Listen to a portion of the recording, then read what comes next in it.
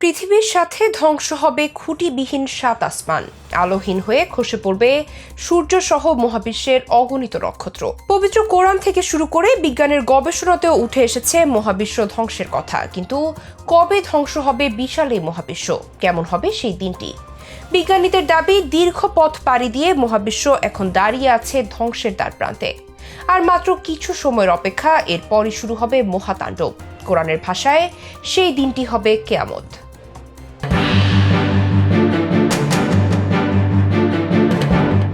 সময়ের সাথে ধ্বংসের দিকে এগিয়ে যাচ্ছে আমাদের এই মহাবিশ্ব।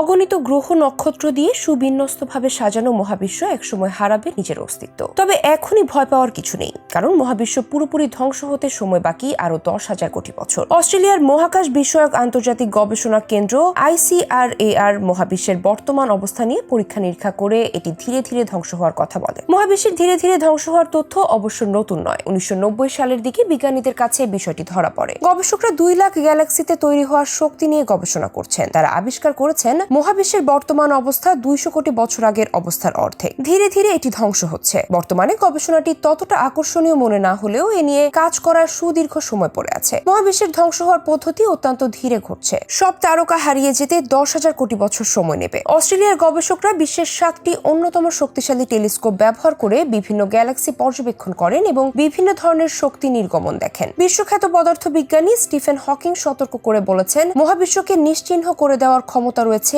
ঈশ্বর কণা খ্যাত হিগস বোসন কণার। হকিং দাবি করেছেন, উচ্চ শক্তির স্তরে হিগস বোসন কণা ভারসাম্যহীন হয়ে উঠতে পারে। এই কণা অস্থিতিশীল অবস্থা এলে তা ধ্বংসাত্মক ভ্যাকুয়াম অবক্ষয় তৈরি করতে পারে, যাতে স্থান ও কাল নিশ্চিহ্ন হয়ে যাওয়ার আশঙ্কা থাকে। এই ধরনের পরিস্থিতিতে আগেভাগে কোনো বিপদ সংকেত টের না পাওয়া যেতে পারে। স্টারমাস নামের একটি বই সম্পর্কে তথ্য জানতে গিয়ে ঈশ্বর কণার সর্বনাশা বৈশিষ্ট্যের কথা জানান এই বিজ্ঞানী। হকিং দাবি করেন, 100 বিলিয়ন গিগা ইলেকট্রন ভোল্টেজের বেশি শক্তি অর্জন করলে হিগস বোসন কণা মেগা স্টেবল বা সর্বোচ্চ সুস্থিতিশীল অবস্থায় পৌঁছায়। এই কণা এরপর দুশ্চিন্তার কারণ হয়ে দাঁড়াতে পারে। চলুন এবার এক নজরে দেখে নেওয়া যাক কেমন হবে মহাবিশ্বের ধ্বংসের দিনটি। পবিত্র কোরআনের বর্ণনা অনুযায়ী ইসরাফিল নামের ফেরেশতা সিংহায় ফুৎকার দেওয়ার দিন সকালে লোকেরা আপন আপন কাজে ব্যস্ত থাকবে। হঠাৎ সূক্ষ্ম তবে দীর্ঘ একটা আওয়াজ সবাই শুনতে পাবে। সব স্থানে মানুষ সমানভাবে এই আওয়াজ শুনবে। সবাই অবাক হয়ে চিন্তা করবে, এই আওয়াজ কিসের, কোথা থেকে আসছে। সে আওয়াজ ক্রমে হালকা থেকে কঠিন ও বজ্রপাতের মতো উঁচু ও তীব্র হতে থাকবে। এর কারণে মানুষের মাঝে ভীষণ অস্থিরতা ও উৎকণ্ঠা দেখা দেবে। যখন আওয়াজ পুরোপুরি তীব্র হয়ে যাবে, তখন মানুষ ভয়ে ছোটাছুটি করতে থাকবে।